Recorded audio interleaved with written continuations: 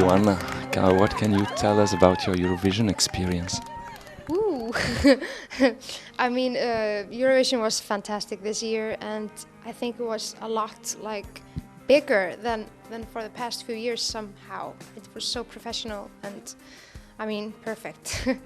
I look back on it like as a perfect time. It was great. What can you tell us when you came home in Iceland, in Reykjavik, at the airport? That was so funny because I did not expect the people of Iceland to be so happy about this. I mean, it was a great thing, but I didn't expect everyone to be like, wow, like the TV was there and a lot of people with flowers, and everyone when I came out they were like clapping, and I'm like, wow, thank you. So I mean, wow, it was amazing.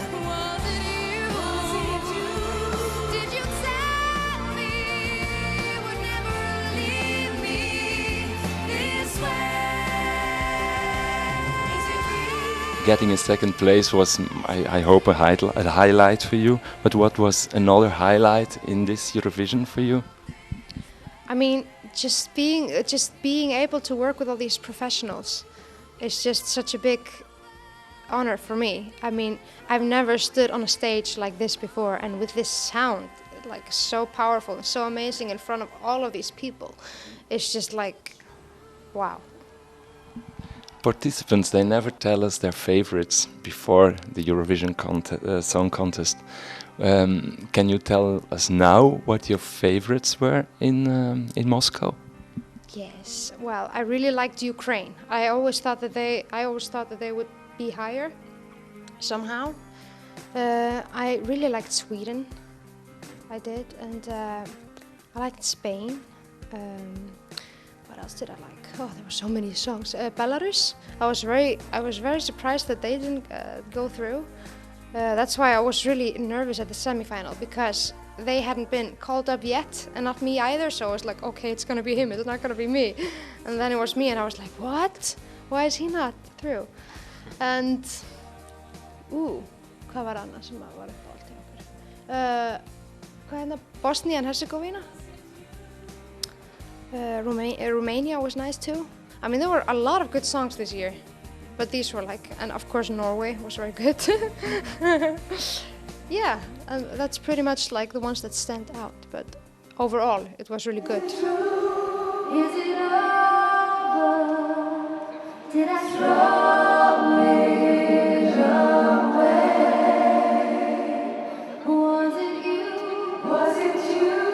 Did you tell me you would never leave me this way? What are your plans for the near future?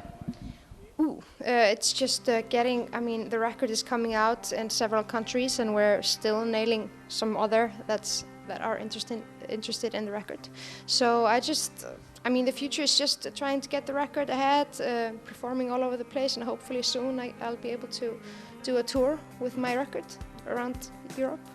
As organizers of the Eurovision Song Contest, we are very curious about your idea about a new voting system, about 50% professional jury.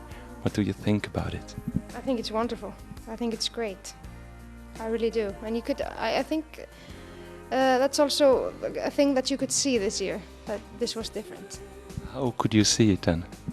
Because there was more like combination, like it was more, you could see the countries who were really getting the votes, because sometimes it's like all over the place, like one here and one there. But this was you could see that Norway was going to win. And then there were just 3 other countries battling for the second place. So tell me about the rumors, how the only rumors, how the only lie. Will we see you again on a Eurovision stage? Oof, I don't know. Eurovision was so great this year that I'm not sure that I'll be able to, like, I mean, I came second, and if I go there again, I'm not going to do better, I'm sure, because there are a lot of singers who have either won or came second or third, who come back and are going to win again, and it never happens, because it's just hard to do that twice. So I really want to keep the experience like I have it now, like in my mind it's perfect.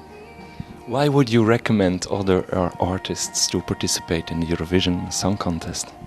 because if you do well, it's the best promotion you can ever get, and just the experience of being there, meeting all the artists, all the people, being a part of such a big and professional thing.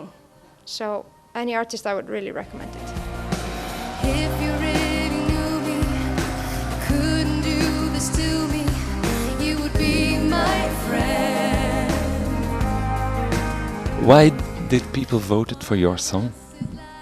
I think they voted for it because it was different. It stood out from all the others, I think. It was just very simple, kind of beautiful and sincere, you know. It was very, very honest performance.